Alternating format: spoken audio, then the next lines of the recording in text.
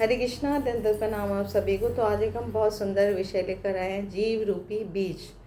तो जीव रूपी बीज जो है वो हम उसके बारे में विशद व्याख्या करेंगे। श्री चैतन्य चरितामृत मध्य लीला में बहुत सुंदर एक श्लोक आता है जहाँ पे ये वर्णन आया है कि स्वांग विशेषाभास रूपे प्रकृति स्पर्शन जीव रूप बीज ताते कैला समर्पण। तो जीव रूपी जो बीज होते हैं, उन बीजों से गर्भित करने के लिए भगवान भौतिक शक्ति का प्रत्यक्ष स्पर्श नहीं करते हैं, है ना। भगवान उनको भौतिक प्रकृति को स्पर्श नहीं करते, अपितु वे अपने विशेष कार्यकारी विस्तार द्वारा भौतिक प्रकृति का स्पर्श करते हैं।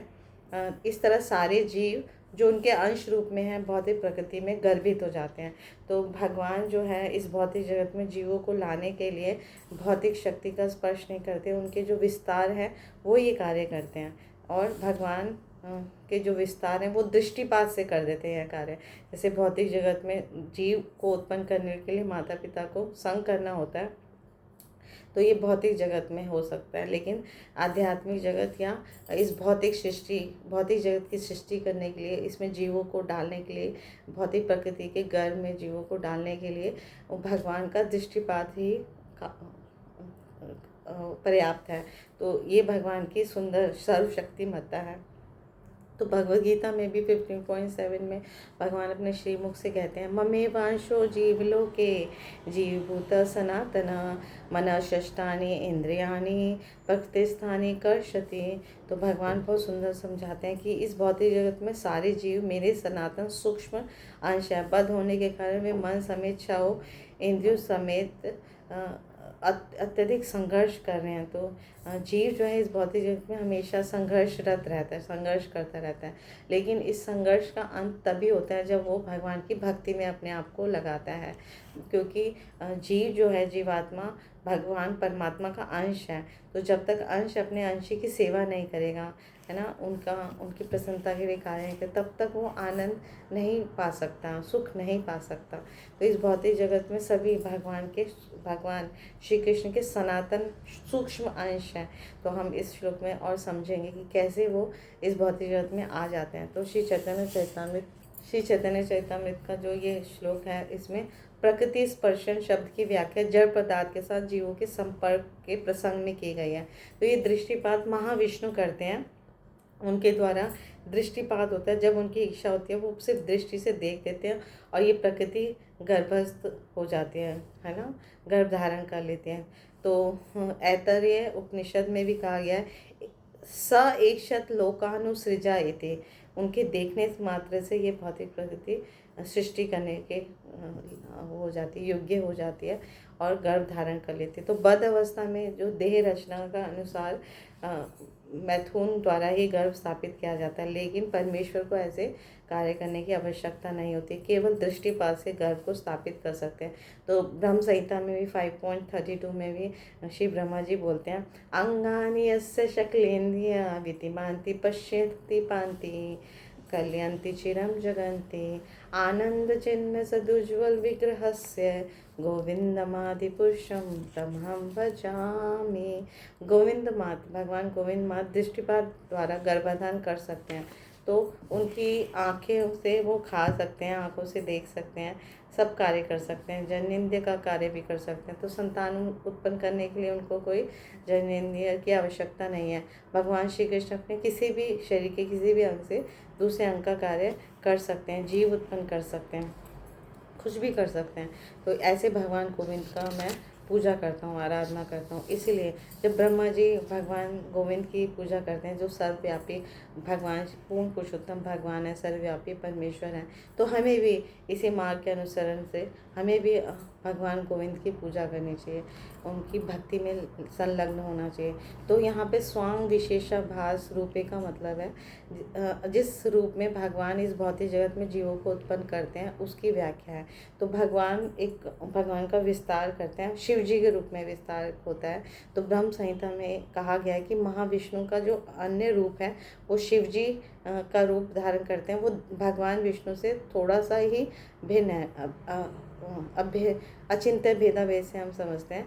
जैसे एक दूध से दही बना सकते हैं, दूध में जब हम जामन डालते हैं तो दही में वो परिणत हो जाता है। तो शिव जी उस दही के समान है। तो दही दूध ही है, क्योंकि दही दूध से ही बना, दूध का ही विकार है, लेकिन वो दूध नहीं होता। इसी प्रकार शिव जी जो है इस ब्रह्मांड के पिता माने जाते हैं और भौतिक प्रकृति माता मानी जाती है, दुर्गा देवी। तो शिव और दुर्गा जो है पिता और माता के रूप में माने जाते हैं और पूजे जाते हैं, ऐसा हमारे शास्त्र कहते हैं। तो इसलिए शिव और दुर्गा की जो जननेंद्रियाँ हैं एक साथ शिवलिंग के रूप में पूजी जाती हैं। और हम सब जानते हैं कि जो शाक्तेय होता है और जो भगवान शिव के भक्त होते हैं वो शिवलिंग की आराधना करते हैं, वो पिता और माता के रूप में उनकी आराधना करते हैं। तो यही भौतिक सृष्टि का उद्गम है। तो शिव जी की स्थिति ऐसी ही बताई गई है कि जीव और परमेश्वर के बीच में है उनकी स्थिति। शिव जी ना तो जीव है ना परमेश्वर है, वो उनकी स्थिति भौतिक जीव और परमेश्वर के बिल्कुल बीच में है। तो जैसे दूध में जामन मिलाने पे दही बन जाता है, उसी तरह भगवान पूर्ण पुरुषोत्तम भगवान जब भौतिक प्रकृति के संपर्क में आते हैं तो शिव जी के रूप में वो विस्तारित हो जाते हैं। भगवान का जो तमोगुणी रूप होता है वो शिव जी का आधार है। तो भगवान तमोगुणी अपना को तमोगुणी प्रकृति से लेकर तमोगुण लेकर शिव जी रूप में परिवर्तन होकर जगत का सृष्टि करते हैं, भौतिक प्रकृति के साथ संग करके। तो पिता शिव जी भौतिक प्रकृति का गर्भित होना अद्भुत होता है, क्योंकि एक ही साथ वो असंख्य जीवों को उत्पन्न कर देते हैं। तो ये बहुत अद्भुत कार्य है और ये सिर्फ भगवान शिव ही कर सकते हैं। भागो जीव स विगे स चा अनंताय कल्पते, श्वेता उपनिषद में कहा गया है। और ये जीव इतने अत्यंत सूक्ष्म होते हैं और इतने सूक्ष्म होते हैं कि आप भगवत गीता में देखो, हर जीवात्मा का जो स्वरूप है वो बाल के 10,000वें भाग के बराबर है। तो इसका वर्णन आता है, केशाग्र शत भागस्य शतांश सदा सदृशात्मक जीव सूक्ष्म स्वरूप वयम संख्यातीतो ही चित्कणा। यदि हम एक बाल के सिरे को टिप को लें और उसे 100 भागों में कट करें और फिर एक भाग को लें, 100 भाग में से एक भाग को लें और दोबारा 100 भागों में उसे काटें, भाग करें, तो जो सूक्ष्म आकार होगा वो एक जीव का है ना। और ये सभी चित्कण है और आत्मा के कण है, पदार्थ नहीं है, यानी ये लिविंग।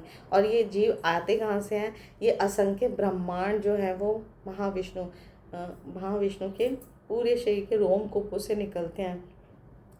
भगवान के शरीर के जो रोमकूप होते हैं उसमें से असंख्य ब्रह्मांड, असीमित ब्रह्मांड निरंतर निकलते रहते हैं। और इन्हीं रोमकूपों से असंख्य जीव भी निकलते हैं।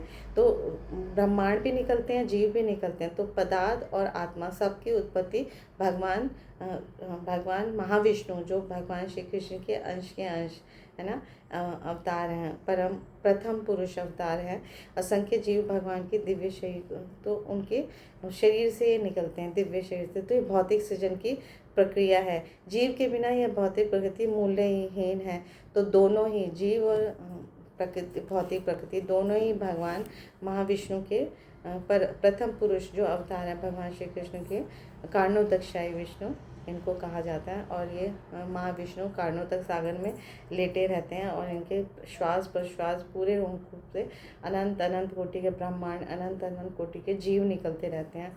और फिर पिता शिव जी और माता दुर्गा माता इनको भौतिक जगत में सृजन आगे रचना करते हैं, उनको स्थापित करते हैं। तो ये भगवद गीता में भगवान श्री कृष्ण इस प्रकार बतलाते हैं 7.4 में, भूमि आपरो अनलो वायु खम मनोबुधिरेव च अहंकार इति में भिन्ना प्रकृति अष्टधा। तो भगवान श्री कृष्ण स्वयं कहते हैं कि भूमि, जल, अग्नि, वायु, आकाश, मन, बुद्धि, अहंकार, ये आठों मिलकर मेरी भिन्ना प्रकृति, मेरी भौतिक शक्तियों का निर्माण करते हैं।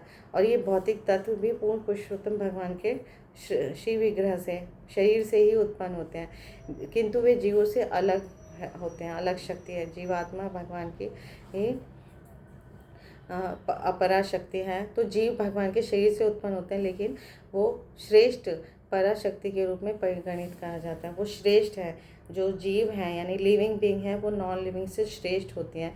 तो अपरिमितस्तन प्रकृति विद्धि में पराम जीव भूतम महाबाहो यदम धार्य ते जगत। तो भगवद गीता 7.5 पे भगवान इसकी पुष्टि और करते हैं कि ये जो कनिष्ठ अपरा प्रकृति के अतिरिक्त मेरी एक उत्कृष्ट परा प्रकृति है, यानी जो जीव है, जो लिविंग एनर्जी है, वो शक्ति भी भगवान की आध्यात्मिक शक्ति जो भौतिक प्राकृतिक संसाधनों का दोहन करने वाले जीवों से बनी हुई है। तो ये भगवान की जो परा शक्ति है वो अपरा शक्ति से श्रेष्ठ है। और क्योंकि ये जो जीव होते हैं वो जीवात्मा प्राकृतिक संसाधनों का दोहन करते हैं अपना जीवन चलाने के लिए। तो वो अर्जुन को ये शिक्षा दे रहे हैं कि ये निकृष्ट अपरा शक्ति जो है भूमि, जल, अग्नि, वायु, आकाश, मन, ये है ना भगवान की अपरा शक्ति है। और इससे श्रेष्ठ एक और शक्ति है परा, जो इन सब चीज़ों का उपयोग कर रही है। भूमि का, जल, अग्नि, वायु, आकाश, मन, बुद्धि, अहंकार, ये भगवान की अपरा शक्ति का प्रयोग करके अपना जीवन यापन कर रही है। तो ये निकृष्ट शक्ति जो पदार्थ हमने पढ़े वो उत्कृष्ट पराशक्ति के बिना कार्य नहीं कर सकते। इन सब का वेदों में स्पष्ट वर्णन किया गया है। तो भौतिकतावादी सिद्धांत जो ये लोग मानते हैं कि पदार्थ जीवन जो है पदार्थ से उत्पन्न होता है, ये पूर्णतः गलत है। जीवन कभी भी पदार्थ से कोई भी लिविंग एंटिटी नॉन लिविंग से नहीं उत्पन्न की जा सकती, ये बिल्कुल असंभव है। जीवन और पदार्थ दोनों ही परम पुरुष भगवान से उत्पन्न होते हैं। जैसा हमने देखा महाविष्णु के श्री विग्रह से पदार्थ भी निकलते हैं, भौतिक ब्रह्मांड भी निकलते हैं और जीवों की उत्पत्ति भी होती है। और इन दोनों का उद्गम होने का परम पुरुष भगवान श्री कृष्ण को वेदांत सूत्र में जन्मादस्य यते अथवा सर्व कारण कारणम कहा गया है। तो हम इसको समझते हैं कि भगवान ने दृष्टिपात की, जब उनकी इच्छा हुई इस भौतिक जगत की रचना से, तो भगवान ने अपनी भौतिक प्रकृति में ये जीव को स्थापित कर दिया। इसके लिए उनके जो अवतार है, उनके अंश के अंश है ना, परमात्मा के अंश शिव जी और माता दुर्गा, वो पिता माता कहलाते हैं। उन्होंने इस जीवों को लेकर और इस पदार्थ को लेकर इस भौतिक जगत में सारे जीवों को उत्पन्न कर दिया। तो शिव जी और माता पार्वती जो है वो इस जगत के माता पिता इसलिए कहला जाते हैं क्योंकि शिव जी ने सारे जीवों को एक साथ माता प्रकृति के गर्भ में स्थापित कर दिया। तो ये सब चीज़ें भगवान की दृष्टिपात से ही हो गया। तो इस श्लोक में हमने देखा कि जीव रूपों बीजों को जो गर्भित करने के लिए भगवान जो है भौतिक शक्ति को स्पर्श नहीं करते, बल्कि अपने विस्तार से, है ना, जो शिव जी उनके विस्तार स्वरूप है ना, उसके द्वारा भौतिक प्रकृति का स्पर्श करते हैं, है ना। शिव जी स्पर्श करते हैं माता दुर्गा के साथ, और फिर सारे जीव जो है उनके अंश रूप में भगवान से ही जो निकले हैं, भगवान के श्री विग्रह से जो निकले हैं, वो इस भौतिक प्रकृति में गर्भित हो जाते हैं और आ जाते हैं इस भौतिक जगत में। और इस भौतिक जगत में आके उनका कार्य क्या होता है? कार्य ये अपनी इंद्रिय तृप्ति नहीं होता, आहार निद्रा भय मैथुन नहीं होता। हमारे सारे शास्त्र जो कहते हैं वो कहते हैं 84 लाख योनियों में अगर मनुष्य जीवन अगर हमें मिल गया है तो ये इसमें एक विकसित बुद्धि मिली है, जो समझने के लिए मिली है, ये शास्त्रों को समझने के लिए मिली है, दिव्य ज्ञान को प्राप्त करने के लिए मिली है। और अगर हमारा जीवन प्रमाणिक गुरु साधु शास्त्र के अनुसार चलाएंगे हम इस मनुष्य जीवन को, तो हम इसी मनुष्य जीवन में अपने भौतिक चक्र को समाप्त कर सकते हैं, जीवन चक्र को समाप्त कर सकते हैं। 84 लाख योनियों में आवागमन को हम समाप्त कर सकते हैं जब हम भगवान की सेवा में लगेंगे। तो भगवान की सेवा जो इस कलयुग में सबसे सरल और सबसे सर्वश्रेष्ठ सेवा जो बताई गई है वो है भगवान के पवित्र नामों का कीर्तन करना। हरे कृष्णा कृष्णा कृष्णा हरे हरे, हरे रामा राम राम हरे हरे। इस तरह भगवान के पवित्र नाम, गुण, लीला, धाम के बारे में हम अधिक श्रवण करके, कीर्तन करके, स्मरण करके अपने जीवन का परम लक्ष्य बहुत सरलता से प्राप्त कर सकते हैं। Thank you so much.